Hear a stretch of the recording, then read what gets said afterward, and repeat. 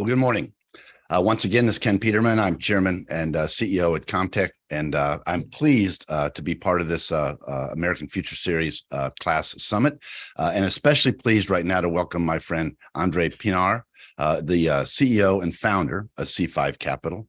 André is really a specialist in terms of venture capital firm investing in cybersecurity, space, and the energy security sectors.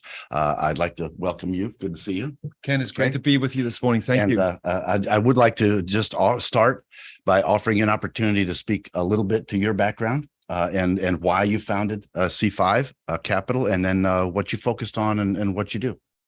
Ken, thank you.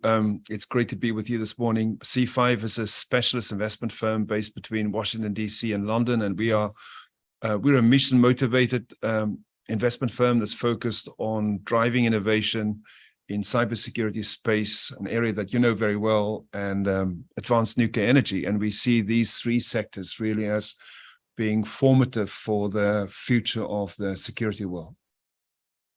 That's interesting, and I think that's true. You're right. I have been involved in satellite communications almost my entire career, which now is a little over 40 years. Amazing.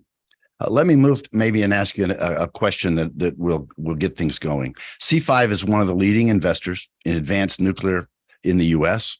How do you see the intersection between defense innovation and clean energy? Ken, I think defense-led energy innovation is going to be absolutely critical for the future. Einstein said energy is everything, and I think that's proving to be true also in the 21st century, which is really the century in which power and military power will be defined by energy. And so as we go through the energy transition, I think energy innovation has a critical role to play in defense innovation. And there are multiple examples of that, with advanced nuclear perhaps being really at the forefront and at the center of this.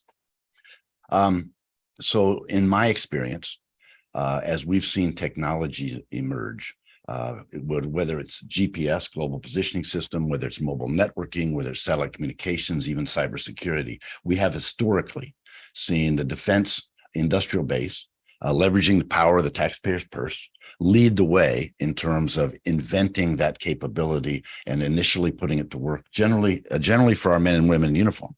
Okay, and then in what we've seen in satellite communications and cybersecurity, what we've seen in mobile networking, certainly, is we see the private sector at an appropriate point in time jump into that ecosystem. And when they do that, the private sector, it invests money faster.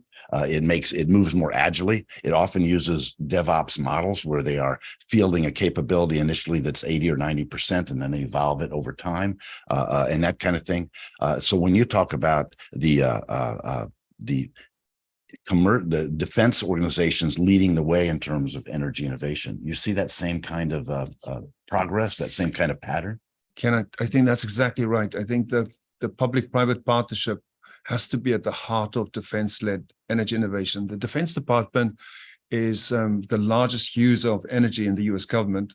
They consume about 77% of all the energy consumed by the U.S. government and about 1% of the nation's energy. So they have a critical role to play in defense innovation.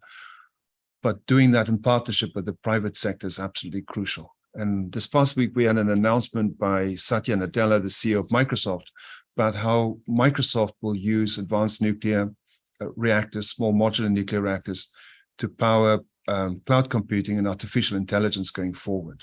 And I think the DoD has already announced the use of small modular nuclear reactors to provide energy independence and energy security for both military bases at home, particularly in remote locations like Alaska, but also with Project Pele for forward military bases to take out the cost and the security risk of a diesel supply chain, for example.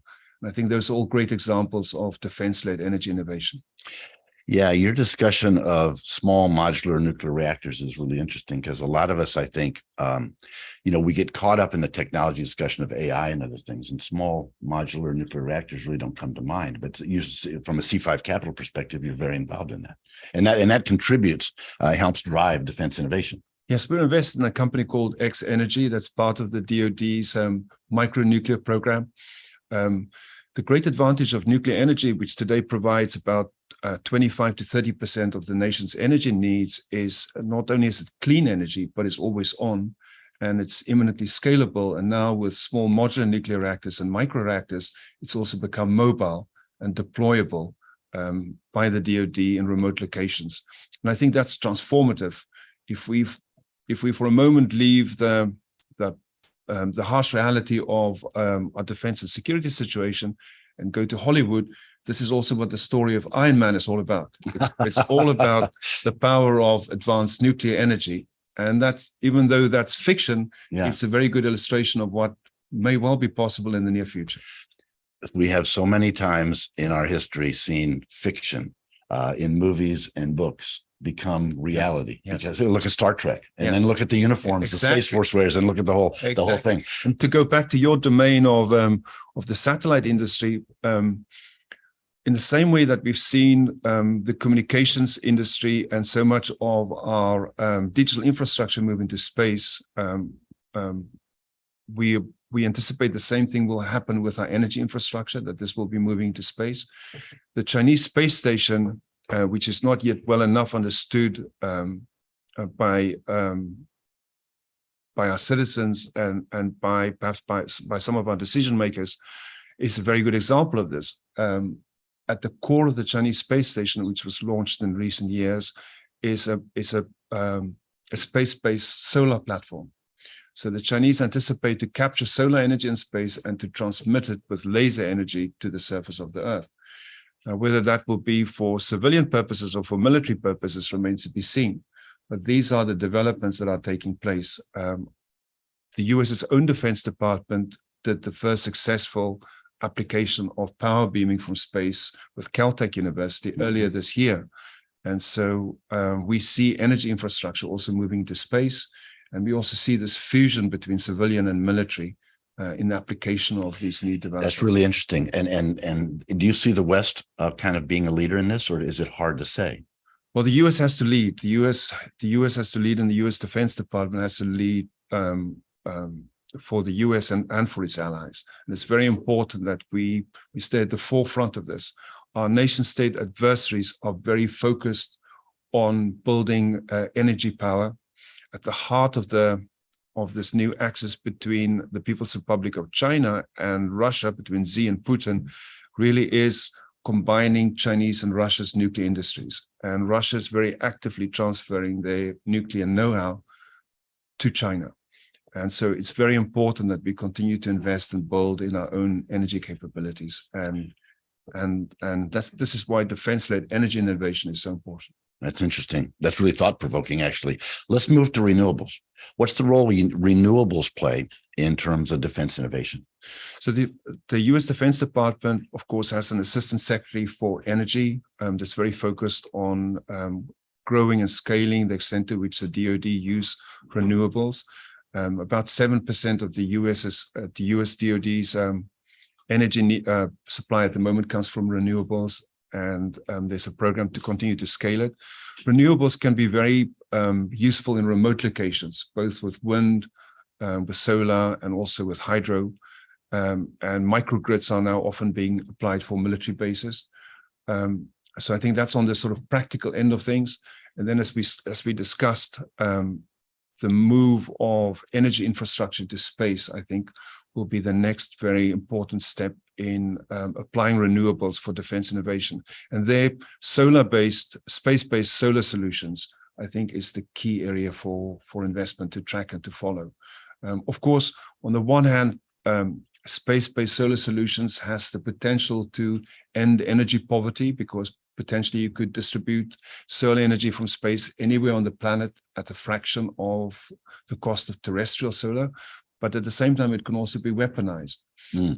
Of course. And so there's a definite threat and risk also associated in the application of this technology by our nation state adversaries. And I'm interested in the level of maturity of that. I'm also interested in what other areas of energy innovation you see playing a role in defense. I think one of the key areas of energy innovation to follow is our ability to transmit energy with on a wireless basis. This is something, of course, that was started by Tesla already in the 19th century. But today we are developing a capability to transmit energy without having any kind of grid or any kind of wires involved, both through laser and through high-powered microwave capabilities. And I think this has huge potential, both in terms of energy independence, resolving energy poverty, but again, has the potential of being weaponized and therefore needs to be tracked very carefully from a defense point of view. Of course, it does provide, because it can be transmitted through the air, it does provide the ability to bring it to all corners of the world. Exactly. To do it, and to do it affordably, and to do it rapidly, right? And that's game changing. And it will change the satellite industry too, because the refueling of satellites will change altogether and completely. That aligns well with our Comtech mission to connect the unconnected, bridge the digital divide. Exactly, and the edge. And democratize access to connectivity and data for everyone, yes, so that no one's left behind. It's such a game changer, and it's such an equalizer. Yeah. That's why we use the word democratize. But energy is a companion to that. Yes, and being able to get energy around the world. But I think the U.S. Has to lead the democratization of energy and the ending of energy poverty, and defense-led energy innovation has a crucial and critical contribution to make in this regard. Very interesting. Very interesting. Okay, we have just about a minute or two left. What else from us as the founder, CEO of C5 Capital? You're investing in this secure energy, or you're investing in a lot of these things. What other thoughts do you have, just in way of wrap up? What do you see in the future? Ken, the energy transition is underway, and in the same way that we applied fossil fuels for almost a century, I think these clean sources of energy, nuclear, renewables, and the next horizon, which involves nuclear fusion, which will be the cleanest form of energy and the most affordable form of energy that's been available to human civilization. I think it's all on the doorstep and all happening, and it's a very important area for not only for innovation, but also for investment, and as you pointed out, for partnership between the private sector and the government. Very good. Very good. Well, Andre, thank you very much, my friend. I've enjoyed it. I've enjoyed very the much. Conversation. And we will pass it back to David for the next chapter of our very interesting